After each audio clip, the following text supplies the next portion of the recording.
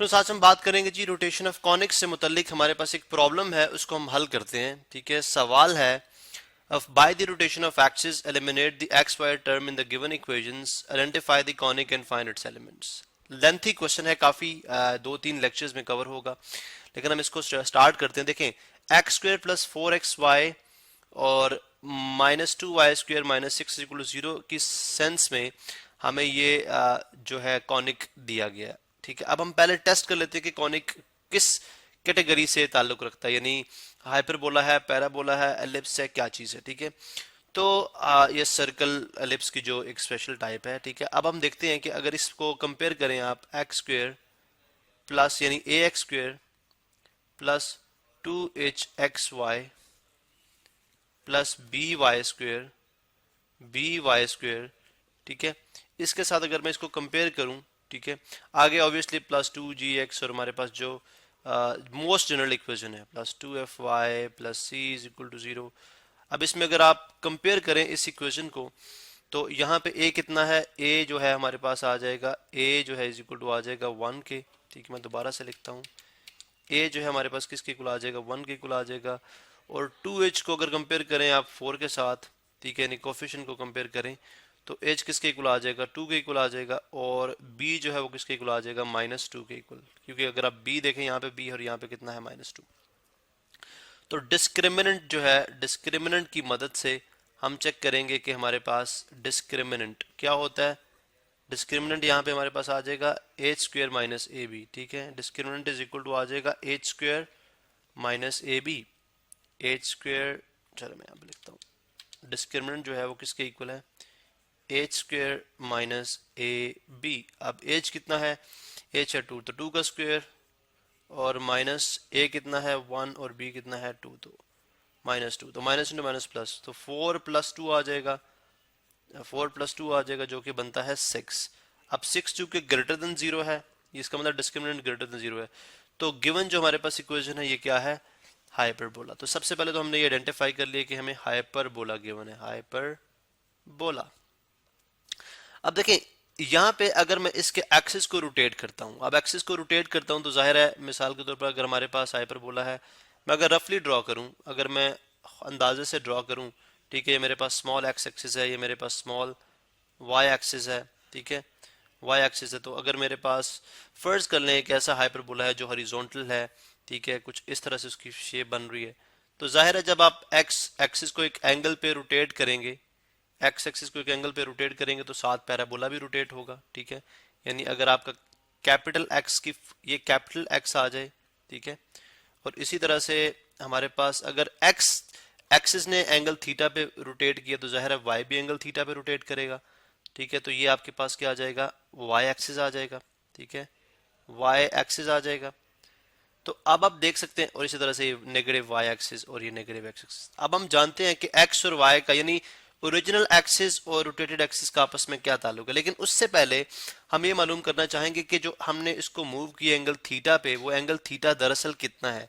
ठीक है, क्योंकि ये रोटेटेड इक्वेशन है, ये क्या है, रोटेटेड इक्वेशन है, तो हमने कितना रोटेट किया है, हमने कितना रोटेट किया है, उसके लिए जाहिर है हम क्या करेंगे, हम क्या करेंगे, हम लिखते हैं, हम लिखते हैं यहाँ पे हम जानते हैं कि जो टेंजेंट टू थीटा होता है, टेंजेंट टू थीटा, ये किसके इक्वल होता है, 2h, ये हम पढ़ के आ चुके हैं, 2h / a minus B, a minus B. और हम कहते हैं let theta be the rotation of axis. ठीक है, to remove X Y term, तो हम कहते हैं जी कि let theta be, let theta be rotation of axis, be rotation of axis, यानी जो एक्सिस रोटेट करें किस एंगल से करें, थीटा से, तो let theta be rotation of axis. ठीक है, टू एलिमिनेट, उसने कहा था एक्स वाई टर्म को क्या कर दें, एलिमिनेट कर दें, to eliminate, eliminate product X Y, X Y. ठीक है, एक्स वाई किस में से रिमूव एलिमिनेट करने जा रहा है, इस गिवन इक्वेशन में से जो हमारे पास रोटेटेड इक्वेशन है। अब हम देखते हैं, अब आप देखें तो हम जो है यहाँ पे हम हमारे पास जो वैल्यूज गिवन है, ठीक है, उसके मुताबिक हम जो है इसको सिंप्लीफाई करेंगे। Tangent two theta is equal to 2 into H, कितना था, एच था 2 आवर, ए कितना है, ए हमारे पास अगर आप यहाँ पे देखें तो ए हमारे पास है 1 और बी है -2, तो 1 माइनस -2, ठीक है, 1 माइनस -2, तो ये बन जाएगा 4, 1 प्लस 2 तो 3, 4/3, तो tangent two theta is equal to आ गया 4/3। अब टेंजेंट टू थीटा, हमने टेंजेंट टू थीटा पढ़ रखे, टेंजेंट टू थीटा किसके इक्वल होता है, ये फार्मूला आप जानते हैं। ये अगर आप इसको ओपन करेंगे तो बन जाएगा टू टेंजेंट थीटा और 1 minus tangent square theta is equal to 4/3। अब हम यहाँ से इसको सिंप्लीफाई करेंगे और हमारे पास थीटा की वैल्यू आएगी, ठीक है। वो कैसे करेंगे, जाहिर अगर आप इसको क्रॉस मल्टीप्लाई कराएं तो ये बन जाएगा 6 tangent theta is equal to 4 into 1 minus tangent square theta, ठीक है। ये चीज आ गई। उसके बाद हम इसको मजीद सिंप्लीफाई करते जाते हैं और देखते हैं कि क्या हम इसकी मिड टर्म ब्रेक कर सकते हैं, चूंकि ये क्वाड्रेटिक इक्वेशन बन रही है, सेकंड डिग्री इक्वेशन। तो 6 tangent theta is equal to 4 minus 4 tangent square theta, ठीक है। यहाँ से अगर आप थ्रू आउट 2 से डिवाइड भी करा दें, यानी इसको भी 2 से डिवाइड करा दें, देखें यहाँ से इसको भी आप 2 से डिवाइड करा दें, चलें इसको भी 2 से डिवाइड कर दें, इसको भी 2 से डिवाइड कर दें, इसको भी 2 से डिवाइड कर दें, तो ये बन जाएगा 3 tangent theta is equal to 2 minus 2 tangent square theta. तो अगर आप टेंजेंट स्क्वेयर थीटा को राइट साइड पे ले आएंगे, अगर राइट साइड पे इसको ले आएंगे, आई मीन बाईं तरफ, ठीक है, लेफ्ट साइड पे, तो बन जाएगा 2 tangent square theta plus 3 tangent theta और ये जो +2 है इस तरफ आके क्या हो जाएगा -2 इज इक्वल टू 0।